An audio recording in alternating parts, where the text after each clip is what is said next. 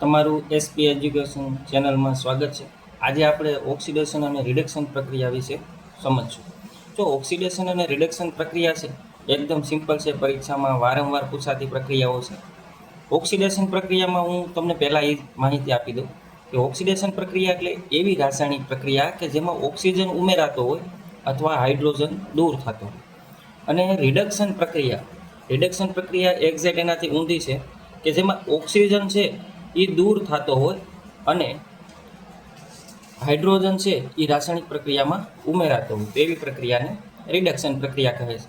પ્રથમ આપણે ઓક્સિડેશન પ્રક્રિયા સમજશું કે ઓક્સિડેશન પ્રક્રિયાની અંદર ઓક્સિજન છે એ કોઈ પદાર્થની અંદર ઉમેરાય છે, તો એવી પ્રક્રિયાને ઓક્સિડેશન પદાર્થ કહે ઓક્સિડેશન પ્રક્રિયા કહે છે. તો આપણે પ્રેક્ટિકલથી સમજી કે આકૃતિમાં દર્શાવ્યા પ્રમાણે જો આ કોપરનો ભૂકો ધરાવતી ચાઇનીઝ ડીશ એટલે એક પ્રકારની રકાબી જેવું વાસણ હોય છે. આ ત્રિપાઈ છે, ત્રિપાઈ સ્ટેન્ડ, 3 પાયાવાળું એક સ્ટેન્ડ છે અને બર્નર છે. હવે જો ચાઇનીઝ ડીશની અંદર આપણે કોપરનો બારીક ભૂકો નાખવામાં આવે અને બર્નર વડે ગરમ કરવામાં આવે તો આખી પ્રક્રિયામાં શું થાય છે તો કે કોપરના ભૂકાને ગરમ કરવામાં આવે ત્યારે કોપરના ભૂકાની ઉપર કાળા રંગના ડાઘા પડી જાય છે. કાળા રંગના ડાઘા પડે છે. એનું કારણ શું કે કાળા રંગના ડાઘા પડી જાય કોપરની ઉપર? તો કે આ રાસાયણિક પ્રક્રિયા દરમિયાન હવામાંનું ઓક્સિજન છે એ કોપર સાથે રાસાયણિક પ્રક્રિયા કરી અને કોપર ઓક્સાઇડ બનાવે છે. આ કોપર ઓક્સાઇડને લીધે કોપરનો રંગ છે એના ઉપર કાળા રંગના ડાઘા પડી જાય છે. તો આપણે જોઈએ કે આકૃતિમાં દર્શાવ્યા પ્રમાણે કોપરના ભૂકાને ગરમ કરવામાં આવે તો કોપરના ભૂકાની સપાટી ઉપર કાળા રંગનો કોપર ઓક્સાઇડના પડ જામી જાય છે. આ કાળા રંગના જે ડાઘા પડે છે એ કોપર ઓક્સાઇડના પડ જામી જાય છે. આપણે સમીકરણ જોઈએ તો કોપરનું ઓક્સિજન સાથેની રાસાયણિક પ્રક્રિયામાં જો એને ગરમ કરવામાં આવે અથવા ઉષ્મા આપવામાં આવે તો શું બને છે? કોપર ઓક્સાઇડ બને છે.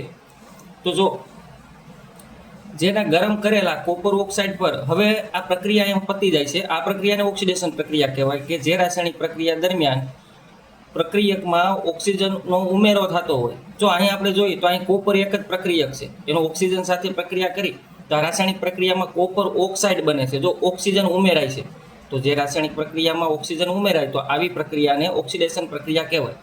હવે આનાથી એક્ઝેક્ટ ઊંધું કરવામાં આવે કે જો ગરમ કરેલા કોપર ઓક્સાઇડના ભૂકો છે એની ઉપર હાઇડ્રોજન વાયુ પસાર કરવામાં આવે. શું કરવામાં આવે?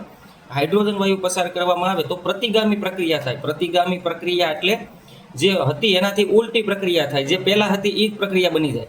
તો જો ગરમ કરેલા કોપર ઓક્સાઇડ ઉપર હાઇડ્રોજન વાયુ પસાર કરવામાં આવે તો પ્રતિગામી પ્રક્રિયા થઈ અને કથાઈ રંગમાં ફેરવાય છે. કથાઈ રંગમાં ફેરવાય એટલે કોપર હતો એ મૂળભૂત કથાઈ રંગનો જ હતો, પણ એને ગરમ કરવામાં આવે એટલે એના ઉપર કાળા રંગના ડાઘા પડી જાય છે, એટલે કે કોપર ઓક્સાઇડમાં રૂપાંતર થઈ જાય છે.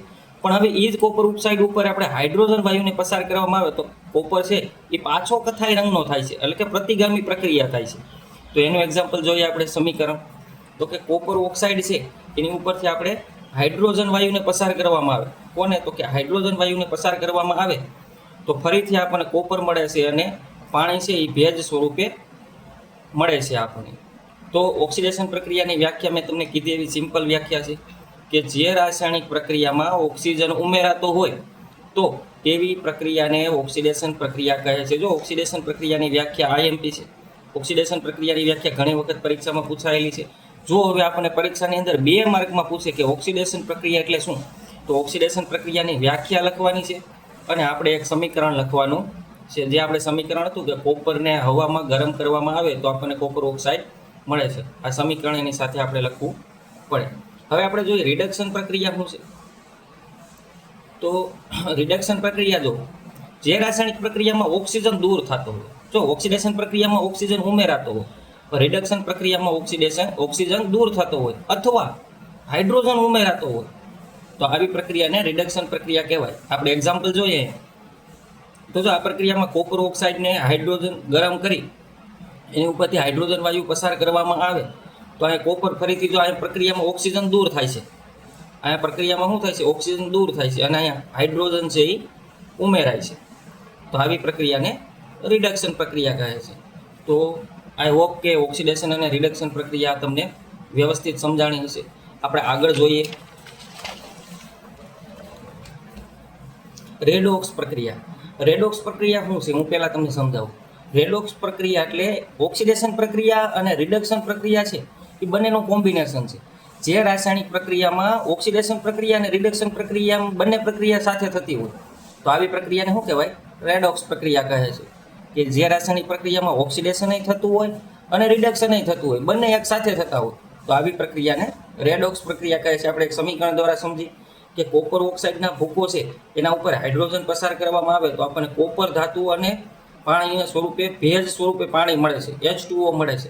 તો આમાં બંને પ્રક્રિયા થાય છે. જો પેલું આપણે સમજી રિડક્શન જોઈએ આપણે, તો અહીંયા ઓક્સિજન છે, CuO માં ઓક્સિજન છે, પણ અહીંયા જે નિપજ તરીકે આપણને કોપર મળે એમાં ઓક્સિજન દૂર થાય છે તો આવી પ્રક્રિયાને રિડક્શન પ્રક્રિયા કહેવાય. અહીંયા જોઈએ તો હાઇડ્રોજન છે પણ અહીંયા ઓક્સિજન ઉમેરાય છે તો જે રાસાયણિક પ્રક્રિયામાં ઓક્સિજન ઉમેરાતો હોય તો એવી પ્રક્રિયાને ઓક્સિડેશન પ્રક્રિયા કહેવાય.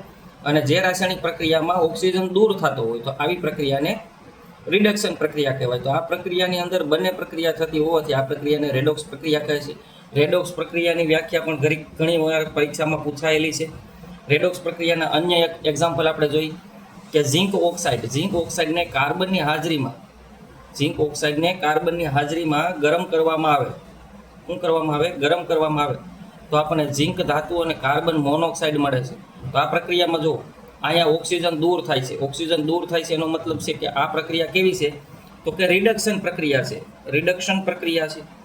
અને અહીંયા કાર્બન છે એની અંદર ઓક્સિજન શું થાય છે? ઉમેરાય છે.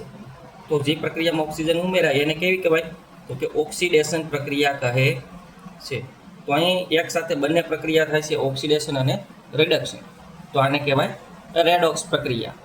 આગળ હવેના જે બે પ્રશ્નો છે મોસ્ટ આઈએમપી પરીક્ષામાં પ્રથમ ચેપ્ટરમાંથી જો કાંઈ તમને સારી વસ્તુ હોય એટલે કે પૂછવાને યોગ્ય હોય જે 2 માર્ક અથવા 3 માર્કમાં, તો આ પ્રશ્નો છે. ક્ષારણ એટલે શું? તો એના વિશે પહેલાં જોઈએ. રોજિંદા જીવનમાં જોવા મળતી ઓક્સિડેશન પ્રક્રિયા એવી પ્રક્રિયા કે આપણા રોજિંદા જીવનની અંદર ઓક્સિડેશન થતું હોય એટલે કે ઓક્સિજન ઉમેરાતો હોય એવી રાસાયણિક પ્રક્રિયા વિશે આપણે માહિતી મેળવી. તો પહેલી પ્રક્રિયા છે ક્ષારણ. ક્ષારણ જો આઈએમપી છે 2 માર્કમાં પૂછાય છે, તમે જૂના પેપર જોશો તેમાં તમને ક્ષારણ છે એ ઘણી વખત પરીક્ષામાં પૂછાયેલું જોવા મળશે. તો ક્ષારણ છે શું? એની વ્યાખ્યા શું છે? ક્ષારણ કહેવાય કોને? તો એના વિશે માહિતી મેળવી. તો કે જ્યારે ધાતુ ઉપર તેની આસપાસના પદાર્થ જેવા કે ભેજ છે, એસિડ છે, એના એટેક અથવા હુમલાથી તેનું ક્ષયન થાય. ક્ષયન થવું એટલે ખવાણ થવું. તો આવી પ્રક્રિયાને ક્ષારણ કહે છે. એક્ઝામ્પલ આપું કે આપણે લોખંડની કોઈ વસ્તુ છે એ હવામાં ખુલ્લી રાખી દેવામાં આવે તો 5-6 મહિના પછી એના ઉપર કાટ લાગી જાય છે તો લોખંડનું ઓક્સિડેશન થાય છે. અને ઓક્સિડેશન એટલે કે કાટ લાગવાને કારણે લોખંડનું ખવાણ થાય છે. તો આ પ્રક્રિયાને શું કહેવાય? ક્ષારણ કહે છે. તો જો જ્યારે ધાતુ ઉપર તેની આસપાસના પદાર્થ જેવા કે ભેજ હોઈ શકે, એસિડ હોઈ શકે, એના હુમલાથી, એના એટેકથી તેનું ક્ષયન થાય એટલે કે ખવાણ થાય એનું, તો આવી પ્રક્રિયાને ક્ષારણ કહે છે. આપણે અન્ય ઉદાહરણ જોઈ. આપણા રોજિંદા જીવનમાં જોવા મળતા જ ઉદાહરણો છે. પહેલું છે ચળકાટ ધરાવતી લોખંડની સપાટી છે એ કાટ લાગવાથી લાળાશ પડતી કથ્થાઈ રંગની થઈ જાય છે. જો આવરણનું પડ જામી જાય છે, લાલાશ પડતા કથ્થાઈ રંગના આવરણનું પડ જામી જાય છે. એનો મતલબ એવો છે કે લોખંડને હવામાં ખુલ્લું રાખવાથી એના ઉપર કાટ લાગે છે.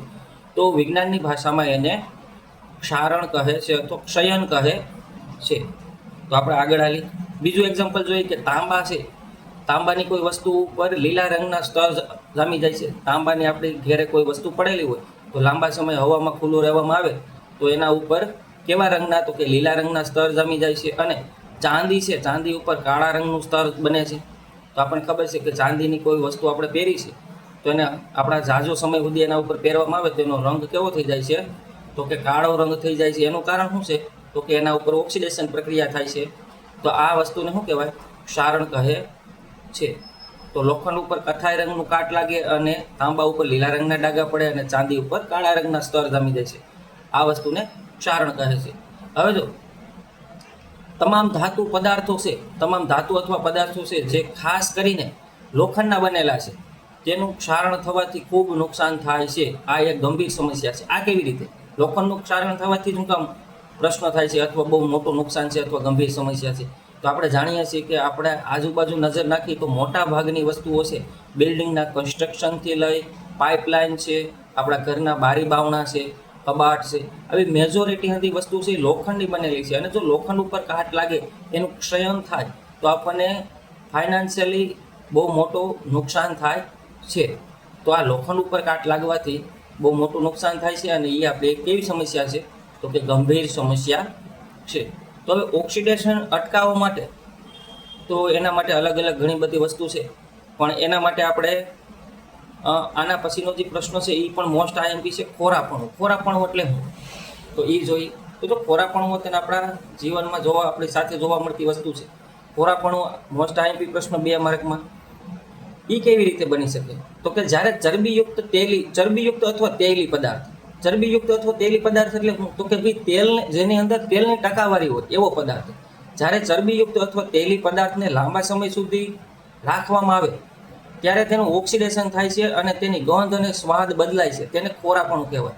હવે આપણી ઘરે કોઈ પણ વસ્તુ છે તેલની બનાવીને ડબરામાં આપણે 6 મહિના સુધી રાખવામાં આવે અને પછી આપણે જો એને ખાઈએ તો આપણને ખબર પડી જાય કે એની ગંધ અને એનો સ્વાદ બદલાય છે. એનું કારણ શું છે તો કે હવામાનમાં રહેલા ઓક્સિજન સાથે રાસાયણિક પ્રક્રિયા કરી અને ઓક્સિડેશન થાય છે. ઓક્સિડેશન થવાને લીધે એનો સ્વાદ અને રંગ બદલાય છે, તો એને કેવું કહેવાય ખોરાપણું કહે છે. આવા પદાર્થનું ઓક્સિડેશન અટકાવવા, આવા પદાર્થ છે એનું ઓક્સિડેશન અટકાવવા માટે આપણે ઓક્સિડેશન પ્રતિકાર પદાર્થ ઉમેરવા પડે. પ્રતિકાર એટલે એનો વિરોધ કરે કે ઓક્સિડેશન થવા દે નહીં. તો એવા પદાર્થને આપણે ઉમેરી દઈએ તો આપણે આ ખોરાપણું છે એનો સામનો કરીએ કે અથવા ખોરાપણુંને અટકાવી દઈએ. તો જો આવા પદાર્થનું ઓક્સિડેશન અટકાવવા માટે તેમાં ઓક્સિડેશન પ્રતિકાર પદાર્થ ઉમેરવામાં આવે છે. હવે આપણે એક્ઝામ્પલ લઈએ ચિપ્સનું. ચિપ્સ એટલે આપણને બજારમાં જોવા મળતી વેફરના પડીકાઓ છે એનું ઓક્સિડેશન અટકાવવા માટે તેના પેકિંગમાં N2 વાયુ, કેવો વાયુ N2 નાઇટ્રોજન. હવે નાઇટ્રોજન વાયુ છે એ નિષ્ક્રિય છે.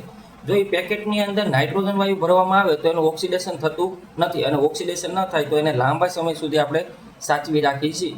તો ચિપ્સનું ઓક્સિડેશન અટકાવવા તેમાં રહેલા નાઇટ્રોજન વાયુ, તેમાં પેકિંગમાં નાઇટ્રોજન વાયુ ભરવામાં આવે છે. હવે નાઇટ્રોજન વાયુ ભરવામાં આવે, આપણને પરીક્ષામાં પૂછવામાં આવે ચિપ્સનું ઓક્સિડેશન અટકાવવા માટે કયો વાયુ ભરવામાં આવે તો કે નાઇટ્રોજન વાયુ. નાઇટ્રોજન વાયુ કેમ ભરવામાં આવે તો કે ભાઈ નાઇટ્રોજન વાયુ છે એ નિષ્ક્રિય વાયુ છે અને જે ઓક્સિડેશન થતું અટકાવે છે, જેથી આપણે ખોરાપણું છે એનો સામનો કરીએ. તો તમને અમારી ચેનલ સારી લાગે તો સબસ્ક્રાઈબ કરો.